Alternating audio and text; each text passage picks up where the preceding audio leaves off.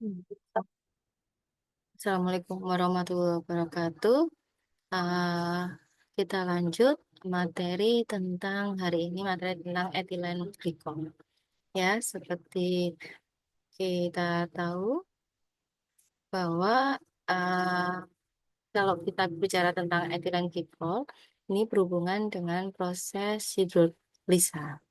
Jadi hidrolisa adalah reaksi kimia organik atau anorganik di mana air menyebabkan dua dekomposisi dengan adanya senyawa lain. Dua komponen itu adalah hidrogen dan hidroksil. Kimia anorganik hidrolisis sering merupakan reaksi penetralan, ya. Kimia organik hidrolisis dapat berarti inversi gula, peruraian protein, penyabunan lemak atau ester, dan langkah terakhir pada reaksi Grignard. Semua reaksi tersebut dapat berlangsung dengan air saja, perlahan, dan tidak selesai. Maksudnya reaksinya masih berlangsung begitu. Jenis reaksi hidrolisa ada 5. Hidrolisa murni hanya dengan air, kemudian hidrolisa dengan asam berair, encer atau pekat. Kemudian ketiga adalah hidrolisa dengan basa berair, basa encer atau pekat. Kemudian yang keempat ada hidrolisa dengan lelehan alkali sedikit atau tanpa air pada suhu tinggi. Yang kelima adalah hidrolisa dengan enzim sebagai katalis. Klasifikasi yang lain ini terjadi reaksinya pada fase cair dan fase uap.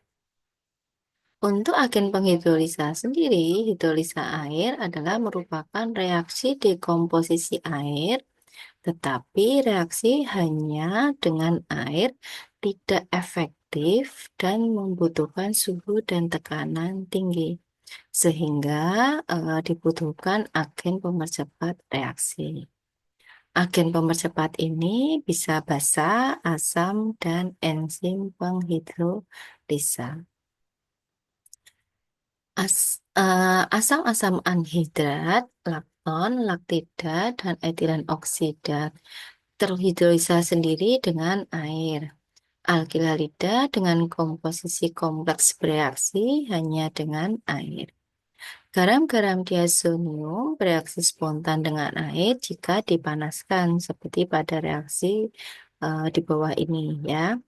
Kemudian asam benzosulfonik dengan steam menghasilkan benzen dan asam sulfat. Yang kedua adalah penghidrolisa asam. Asam yang sering dipakai adalah asam klorida dan asam sulfat dengan konsentrasi rendah atau tinggi. Pengguna asam sulfat, misalnya pemecahan lemak menjadi asam sulfat, kemudian juga pada pembuatan alkohol dari etilen, ya. Jadi ini ada beberapa penggunaan ya, proses menggunakan asam sulfat. Kemudian hidrasi asetilen menjadi aldehid. Salah satu penggunaan asam klorida pada proses hidrolisa protein, seperti contohnya pada gluten menjadi sodium glutamat. Kemudian penghidrolisa basa. Jadi basa konsentrasi rendah untuk menghidrolisa ester. Kemudian yang kedua adalah basa dengan konsentrasi dan tekanan tinggi ya. Jadi di bawah ini ada reaksinya dengan basa dengan konsentrasi dan tekanan tinggi yang juga kadang diikuti dengan reaksi yang kedua ya. Ada dua reaksi di sini.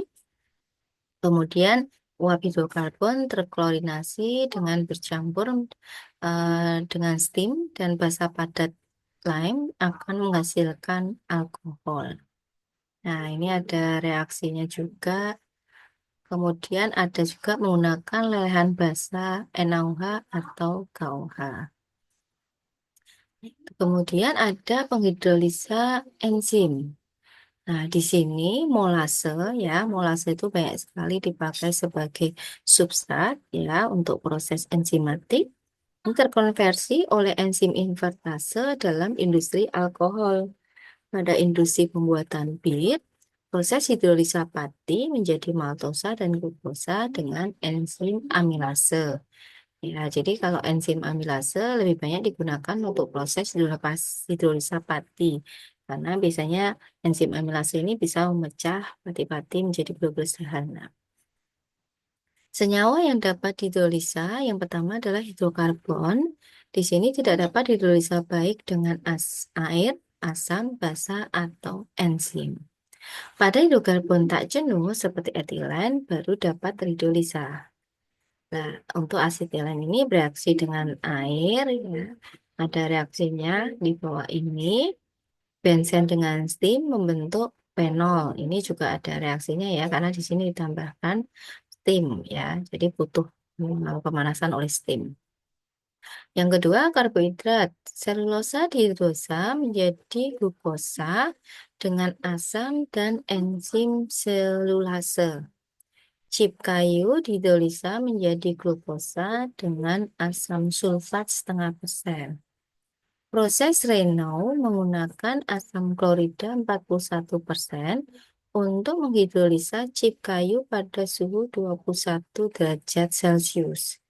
Disakarida seperti maltosa dan sukrosa menghasilkan monosakarida jika dihidrolisis dengan asam atau enzim.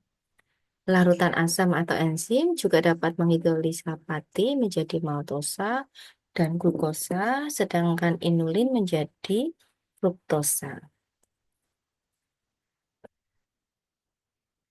Di sini yang ketiga ester ya. Ester ini juga dapat dihidrolisa dengan asam, basa, atau enzim. Contoh yang penting adalah hidrolisa minyak dan lemak untuk menjadi gliserol, sabun atau asam lemak. Di sini ada contoh ya C3 COO C2H5 plus H2O ditambahkan HCl menjadi C3 COOH C2H5OH.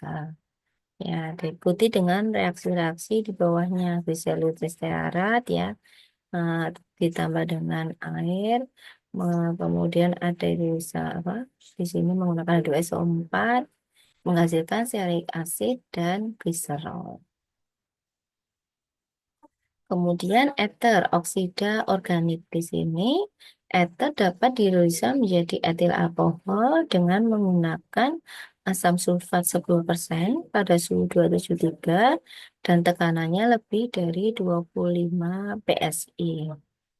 Penambahan air pada difenyl oksida juga akan menghasilkan fenol. Jadi di sini ada reaksi ya dengan ditambahkan NaOH. Kemudian halida organik, KOH alkoholik akan mengubah alkil halida menjadi alkohol. Kemudian ada lagi etilen klolohidrin terhidrolisa menjadi etilen glikol dalam larutan natrium bikarbonat. Kemudian senyawa nitrogen, amida terhidrolisa menjadi garam-garam amonium jika dipanaskan dengan air. Ya, ini ada reaksinya. Kemudian isocyanida terhidrolisa dengan asam membentuk asam dan amina. Nah, kemudian kita akan bahas tentang termodinamika reaksi hidrolisa. Di sini ada mengenal driving force reaksi adalah perubahan energi bebas yang dihubungkan pada konstanta kesetimbangan atau K. Delta F sama dengan min RT ln K. Delta F juga sama dengan delta H min T delta S. Jika energi bebas bernilai negatif, reaksinya akan spontan. Pengaruh suhu dan tekanan pada keseimbangan berlaku seperti hukum pada Le Chatelier. Ya, D ln K per dt sama dengan delta H per RT pangkat 2. Di sini konstanta kinetik. Ini kinetika dan mekanisme reaksi hidrolisa. Jadi konstanta kecepatan reaksi dinyatakan dengan persamaan yang diturunkan dari persamaan Arrhenius. K sama dengan PZE pangkat min R per RT. Ini ada tabel konstanta untuk persamaan dari yang atas tadi ya. Untuk same typical hydrolytic reaction. Ya, jadi nanti bisa dilihat tabel ini, dia ada solventnya apa, suhunya berapa, nilai K-nya berapa, dan yang lain. Pengaruh suhu terhadap kecepatan reaksi hidrolisa secara umum, kecepatan reaksi hidrolisa meningkat dengan peningkatan suhu. Jadi di sini ada hubungan antara suhu dan waktu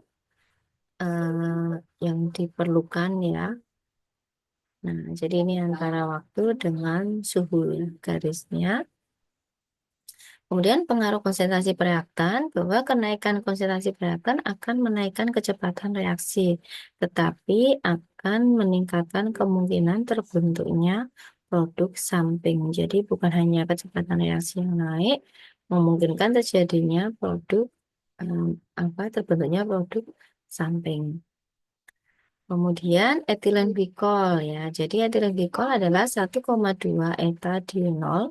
Itu adalah nama air epak yang memiliki rumus molekul C2H6O2 atau HOCH2CH3O. Etilen glikol merupakan glikol dengan senyawa diol sederhana. Sedangkan senyawa diol sendiri adalah senyawa yang memiliki gugus hidroksil, di mana senyawa ini ditemukan oleh Wurtz pada tahun 1859. Etilen glikol merupakan cairan jenuh tidak berwarna, tidak berbau, dan berasa manis, dan juga larut sempurna dalam air. Bahan baku utama pada pembuatan etilen juga ada etilen glikol adalah etilen oksida dan air. Beberapa proses pembuatan etilen glikol. Yang pertama bisa dengan proses DuPont formaldehid, kemudian hidrasi etilen oxide, kemudian etilen glikol dari transesterifikasi etilen karbonat, terus oksiklorinasi TIG, proses asetoksilasi halon, proses union karbit syngas, proses union karbit UB syngas. Proses DuPont formaldehid. Di sini proses DuPont formaldehid bereaksi dengan karbon monoksida dan air yang dijalankan pada suhu 200 derajat Celcius dan tekanan 700 atm untuk memproduksi glikolik asid dengan keamunian 90-99%.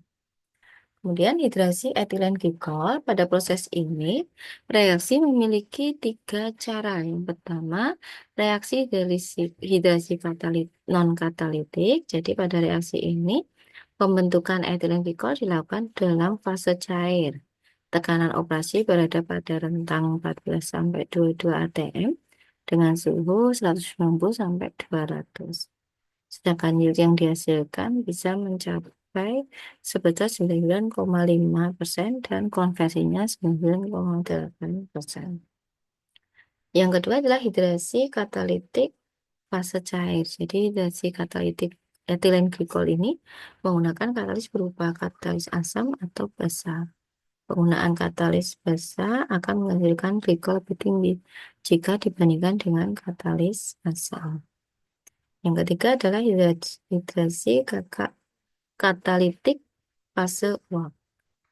Proses hidrasi katalitik fase uap ini diperlukan adanya katalis berupa katalis silver oxide dan aluminium dengan kondisi operasi suhu dan tekanan yang lebih rendah dari proses non-katalitik. Tetapi yield yang dihasilkan hanya sebesar 80% dengan konversi 20%. Etilen glikol dan transesterifikasi etilen karbon. Pada proses ini,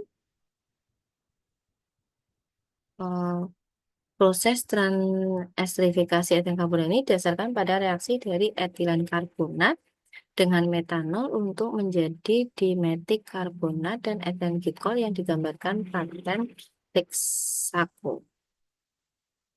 Kemudian ada oksiklorinasi TIGIN. Ini proses pembuatan ethylene glikol dengan proses oksiklorinasi, yaitu dengan mereaksikan garam TiGL3 di dalam air dan asam klorida dibantu dengan katalis TIGIN.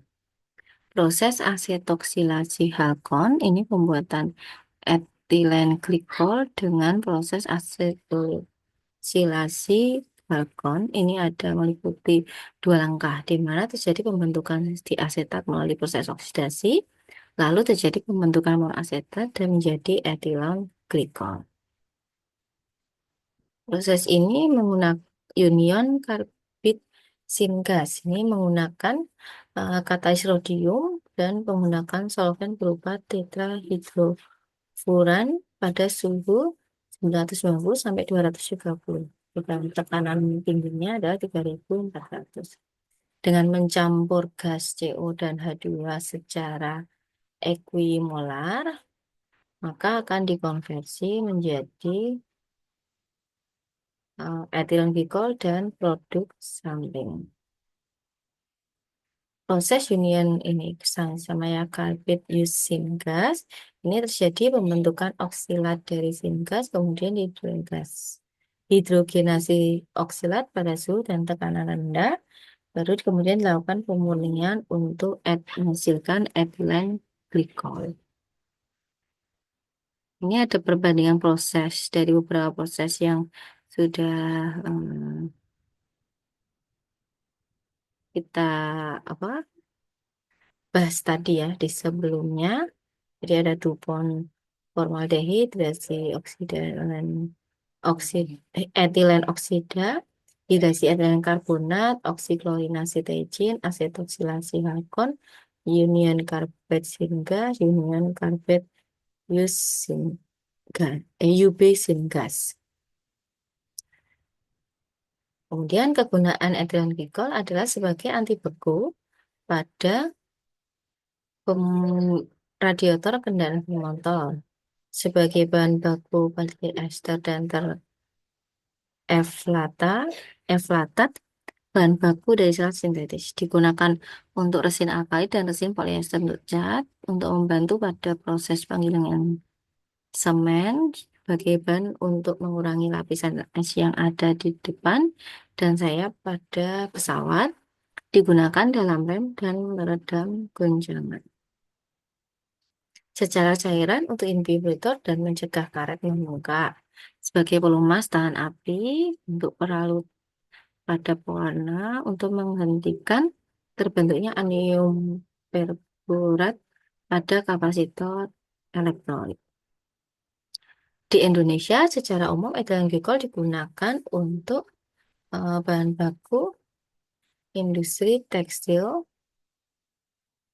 digunakan untuk bahan tambahan buatan cat, cairan lem, solvent, tinta cetak, tinta pada pena, kosmetik, dan bahan anti beku. Perancangan proses produksi etilen glikol di sini rancangan pabrik kimia etilen glikol menggunakan proses hidrasi dan di mana proses hidrasi adalah reaksi penambahan satu atau lebih molekul air ke dalam suatu molekul. Bahan baku yang digunakan pada pembuatan etilen glikol ini adalah etilen oksida dan air. Etilen oksida bereaksi dengan air membentuk monoetilen glikol. Produksi etilen glikol yang terbentuk akan bereaksi lebih lanjut dengan etilen oksida membentuk dietilen oksida dan trietilen oksida dengan reaksi yang di bawah ini. Ya, jadi ini ada beberapa reaksi. Kemudian tahapan proses, ini tahapan persiapan bahan baku dulu. Etilen oksida dengan keamunian 99,97% dengan suhu 30 derajat Celcius, tekanan 2,2 atm, dan air pada suhu 30, tekanan 1 atm. Tahap sintesis etilen glikol sintesis bertujuan untuk merelasikan fase menghasilkan etilen oksida dalam fase cair dan air di dalam reaktor sehingga nanti terbentuk produk etilen glikol dan produk samping berupa etilen glikol dan trietilen glikol. Tahap pemisahan air dan larutan glikol, proses pemisahannya dengan menggunakan evaporator. Tahap pemurnian produk, memisahkan produk etilen glikol dari produk samping serta memekatkan etilen glikol dalam kolom distilasi. Produk samping berupa etilen glikol dan trietilen glikol yang dipisahkan pada kolom destilasi. Kemudian, nah ini ada contoh, di sini ada water dan ethylene oxide. Dia masuk ke mixer dulu ya untuk dicampur, kemudian masuk ke reaktor. Nah, di sini masuk ke reaktor. Di reaktor ada proses operasi, kemudian ada